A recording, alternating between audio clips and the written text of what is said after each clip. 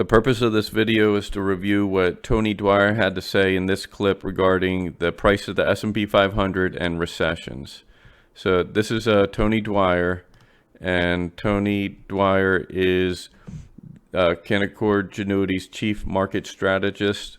This video was posted on March 28th, 2023, and this is what Tony Dwyer had to say.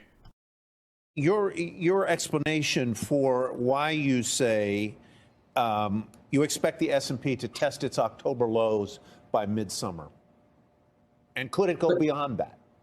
Well, it'd be historically unique not to from two fronts, Tyler. So the first one is the S&P 500 since 1957, when it became a 500 stock index, has never made the low. When it's down 19% in a cycle, when it's ever been down 19%, it's never made the low, the absolute low of that bear market prior to a peak in the 2-year yield. So that just happened, believe it or not, it was literally 2.5 weeks ago. So that would mean it would be the first time that if October is the low that would happen, number one. And number two, if we do go into a recession, again, all the data points in that direction. Now people are kind of jumping on board with that. If you do go into a recession, the S&P 500, again, in the same time frame since 1957, has never made the low before you even enter the recession. So it typically happens about 23 weeks in. To reiterate Tony Dwyer's statements, statement one, since the inception of the S&P 500 in 1957, for every sell-off of at least 19%, the S&P 500 has never made the low prior to the peak of the 2-year U.S. Treasury yield. That was covered in this video. And statement two, since the inception of the S&P 500 in 1957, the S&P 500 has never made the low prior to the beginning of the recession. And that's what I will be reviewing in this video. This is a chart of the S&P 500 going back about 2 years. This was the high made on January 4th, 2022. This is the low made on October 13th, 2022. And this is the current price as of June 18th, 2023.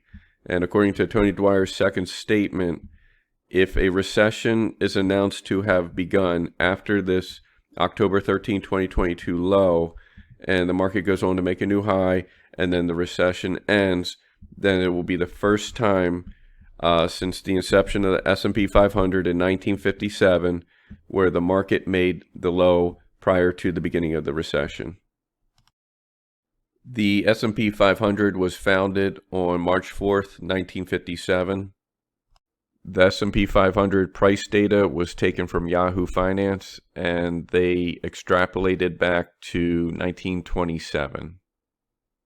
The list of recessions was taken from Wikipedia, and the most recent recession was COVID in 2020, and the oldest recession, for at least for S&P 500 data going back to 1957, was the recession of 1958.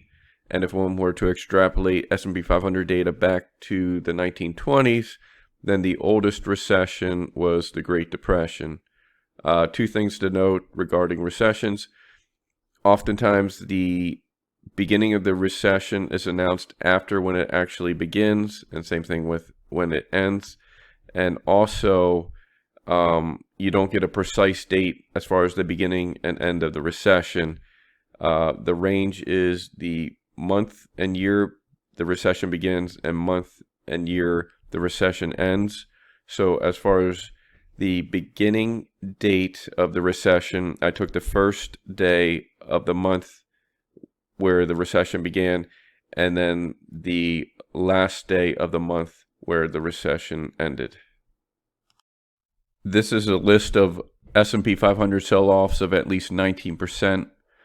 This is a count going back to 1929. This column is a count going back to 1956-57, which was the inception of the S&P 500. This is the peak date where the market peaked, the date where the market peaked, the peak price in this column. This is the trough date, or the date where the market troughed, and then this is the trough price. This column is the duration from peak to trough in days. This is the trough minus the peak, and this is the percent sell-off from the peak. One thing to note is that all sell-offs were from an all-time high, with the exception of these four from 1932 to 1946, because the Great Depression was such a significant sell-off and event. This is the list of recessions according to Wikipedia. This column counts back to the Great Depression, and because the inception of the S&P 500 was 1957, this column counts back to the recession of 1958. This is the name of the recession, the beginning date of the recession, where I took the first day of the month, and then the end date of the recession, where I took the last day of the month, where the recession ended. And this is the duration of the recession in days. This is a combination of recessions and S&P 500 sell-offs. This column here is the count of the recession going back to the Great Depression. This column here is the count of the recession going back to the recession in 1958, since the inception of the S&P 500 was 1957. This is the sequence of the four events of the S&P peak, the S&P trough, the beginning of the recession, and the end recession, and they're ordered by date, which is here. This is the price. So this is the price of the S&P 500 peak on August 2nd, 1956. This is the trough on October 22nd, 1957. This is the percent sell-off from peak to trough. And this column here is whether it is a valid recession, in that the market bottomed after the beginning of the recession. And then I'm not going to review each one, but what I'll do is I'll scroll through them. And if you'd like to read them in more detail, you can just pause.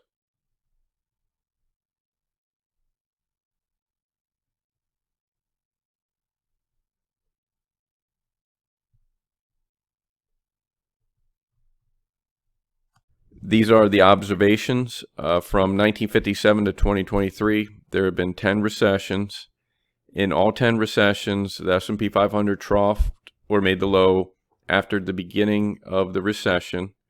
In 9 of the 10 recessions, the sell-off was at least 19%. So the recession of 1960-1961 was the exception, where it was only a 14% sell-off.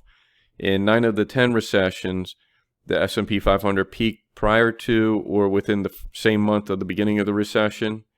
The 1980 recession was the only recession where the S&P 500 peaked after the beginning of the recession, which was by 1 month.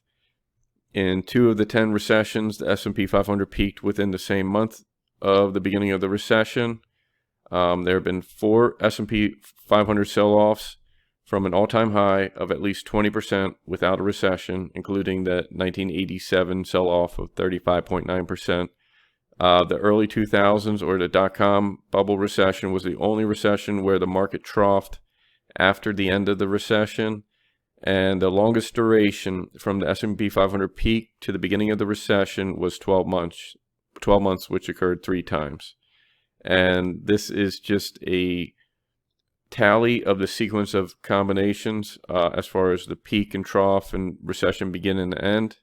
So like 6 times the S&P 500 peaked, recession began, S&P 500 troughed, and the recession ended. And 2 times within the same month, the peak and the recession began, and then the trough and the recession end. Once the S&P 500 peaked, recession began, recession ended, and then the market troughed, dot-com bubble. And then once the S&P 500 began, market peaked, market troughed, recession ended. It is true that since the inception of the S&P 500 in 1957, the low has never been made prior to the beginning of the recession. However, I just want to reiterate that here in 1960-61, the recession here, the market only sold off 14%. So there have been small sell-offs with recessions, and conversely, you've had 20+% sell-offs without a recession, including 1987, where the market sold off 35.9% without a recession. This is a list of observations except now going back from 1929 to 2023. I'm not going to read through them, but one thing I would like to note is that this current looming recession is said to be the most anticipated recession ever. However, point 8 here, observation 8, states the longest duration from the S&P 500 peak to the beginning of the recession was around 2.5 years during the recession of 1949. So currently we're 18 months. So since January 4th, 2022 to current is about 18 months, which is still a shorter duration than this duration here. And this is just the count of the sequence of events except from 1929 to 2023. Just to reiterate, in the recession of 1949, the S&P 500 peaked on May 29th, 1946, and the recession began in November of 48, which is 2.5 years about. Another thing to note is the recession in 1945 only had a 6.9% sell-off, so it's difficult to even call that a sell-off. And the recession of 1953 only had a 14.8% sell-off. To sum up, the statement is true that since its inception in 1957, the S&P 500 has never made the low prior to the beginning of a recession.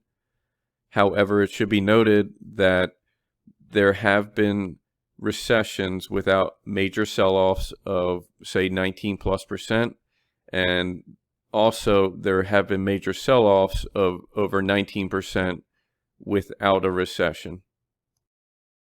To apply that to the current situation, if the market is to go on and make a new high before a recession is announced, that would not be the first time the market sold off 20+%. So this is about like a 27.5% sell-off, and then went on to make a new high without a recession. 1987, for instance, was a 35.9% sell-off without a recession. If there is a recession, recessions are typically backdated. I don't see it being backdated before October 13th. So suppose the market does not make a new high, a recession is announced, and then the market goes on to make a high. That would be the first time where since 1950, at least from 1957, where the S&P 500 made the low prior to the beginning of the recession. And then if a recession is announced and then the market rolls over and makes a new low, then that would be expected.